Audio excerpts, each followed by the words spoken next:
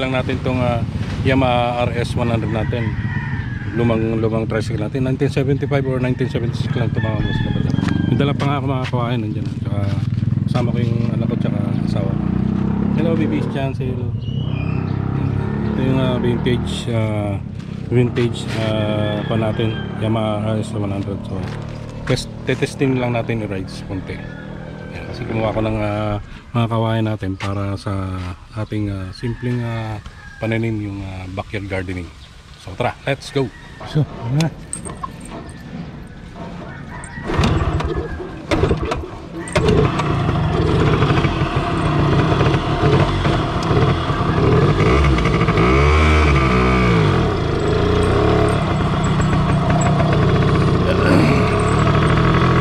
ayun na nga,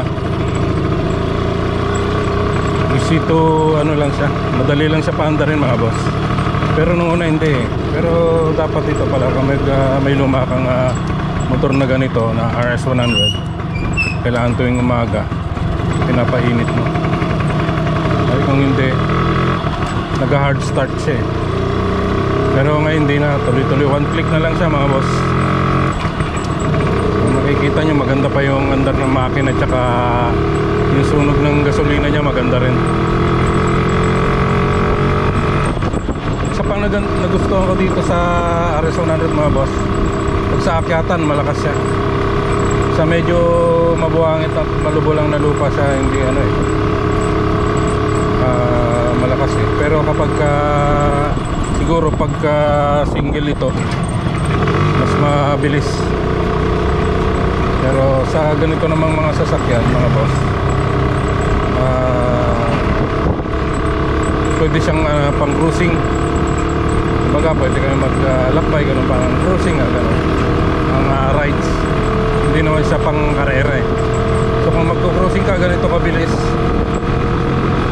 maganda yung magiging experience mo sa biyahe mo. Kasi makikita mo yung maigi yung mga natures or magagandang tanawin dito. Tulad yan, no? Nakikita nyo mga boss, maganda yung tanawin dito sa Zambales. So nandito tayo sa ano ngayon, Zambales mga boss, nandito sa may San Narciso. So stay put lang kayo dyan mga boss, kapadyak. Kung gusto nyo medyo ma-relax ng konti o ma-relax, so panoodin nyo lang po itong video na to para makita nyo po ang magagandang tanawin dito sa Zambales. Ayun o, kita mo may mga hills doon, yung bundok, diba? Nakikita nyo dito sa lugar na to. Ang gusto kong nagustuhan dito sa Grulyo yata to, Grulyo eh. Grulyo to dyan, Grulyo is ano, makaluma yung lugar. Mararamdaman mo na itong daanan na to o yung lugar na to is ano, matagal na. Naalala ko tuloy nung bata pa kami.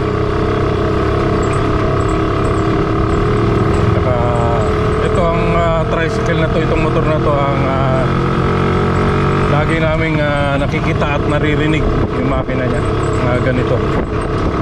Kasi wala pang siguro may 2-stroke, may 4-stroke na dati pero hindi ko alam. Ang nakamulatan naming mga tricycle dati, itong mga RS100, yung Kawasaki, yan. Yung dating Barako naman siguro yun.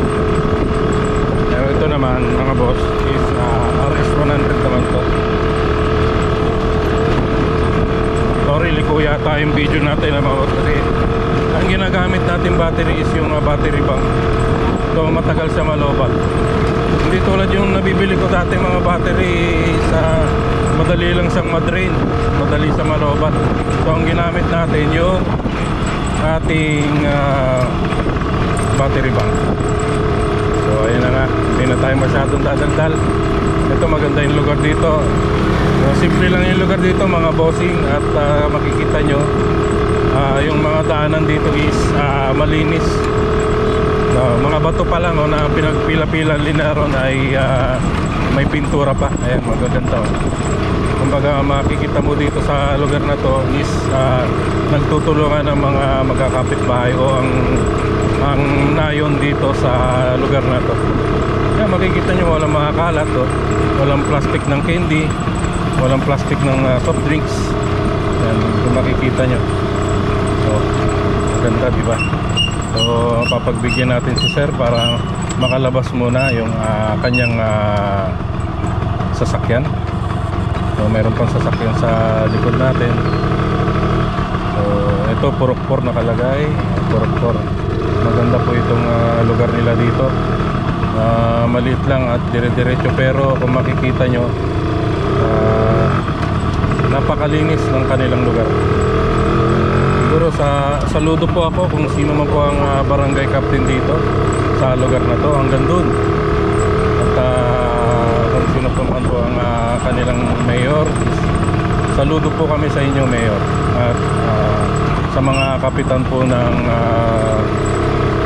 bawat purok dito sa lugar nila. Saludo po kami sa inyo. Ayan. Ayan, may traktor dito kasi nga po ang karamihan dito is palayan. So mamaya may makikita tayong magagandang tanawin na palayan dito, mga bossing. Tulad niya, no, traktor. Ganda, bagong bago pa. Mahal yung mga ganyan, alam ko eh. Kubota. So ang brand name na Kubota dati pa yan. Muna kami, padaan po. Thank you.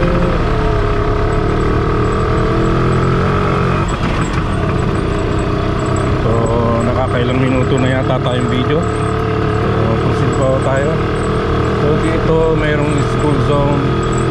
So may hams doon, hindi napapansin, pero napansin ko kasi nung una kami pumunta dito, hindi ko muna napansin ko.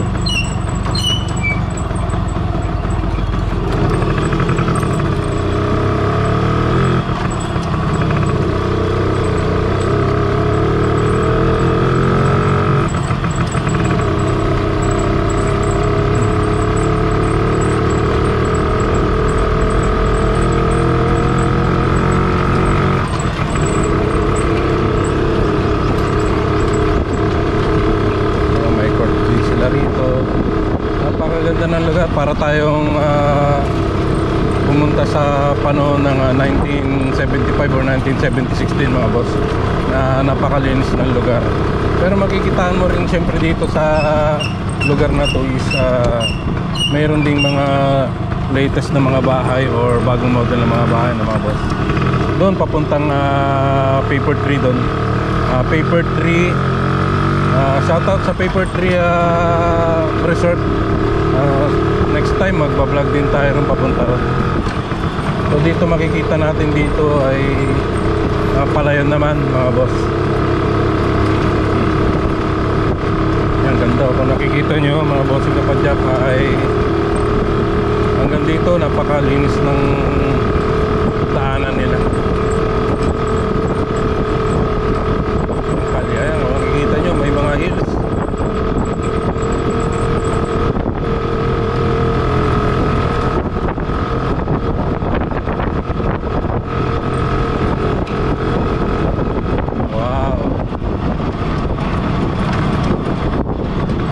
Ganda.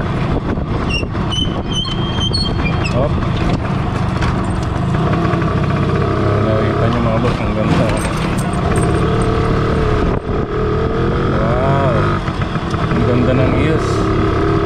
Tapos may ginagawa yata sila dito, mga boss, dito.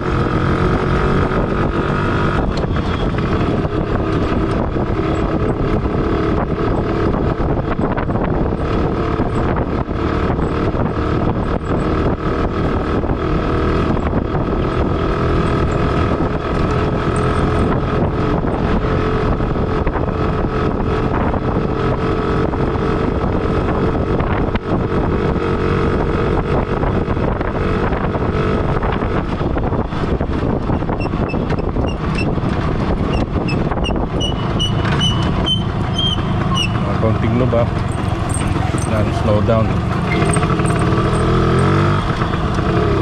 So Pasensya na kayo dito sa RS100 natin na tricycle mga boss, kasi hindi ko pa siya fully na upgrade or nare-restore, kasi ang plano natin dito sa RS100 natin na to is daan-daan nating i-restore para may pang service na rin tayo sa pang araw-araw na gawain, kasi minsan ang mahal din po ng pamasahe dito sa probinsya. Dahil papunta ka lang ng palengke 100 or 150 na, so ang balikan 300. So yung 300 na yun dito sa probinsya is marami na rin mabibili mga boss diba? So mas importante kung meron kang service man lang, kahit lumang tricycle. So paano kung medyo malayo na pamasahe mo 200 or 250, so balikan is 500. So napakalaking tulong nito sa amin mga boss, kahit luma na. Pero sa iba itong medyo vintage na tricycle na to, motor na to, napakalaga din sa kanila dahil umabot na rin ng 50 years. Ang motor na to is malaking halaga na rin, may halaga na rin mga boss. Sa ngayon kasi medyo mura pa to so let's say 1975 or 1976 ito. So bilangin nyo hanggang ilang years na lang bago maging vintage itong RS100 natin na motor na to.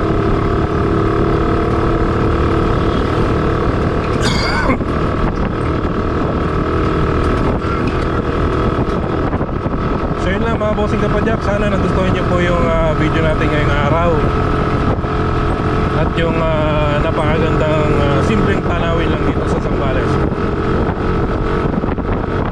So sana magustuhan nyo pa rin po yung mga videos natin, masubaybayan nyo, at medyo hindi tayo nakapag-upload ng mga nakaraan dahil busy rin po tayo, dahil may mga ginagawa rin kasi sa bahay para maayos. So yun lang po mga bossing kapadyak, mga bossing, mga boss, mga sir. Ang pinaka-importante is ride safe and God bless us all. Yeah.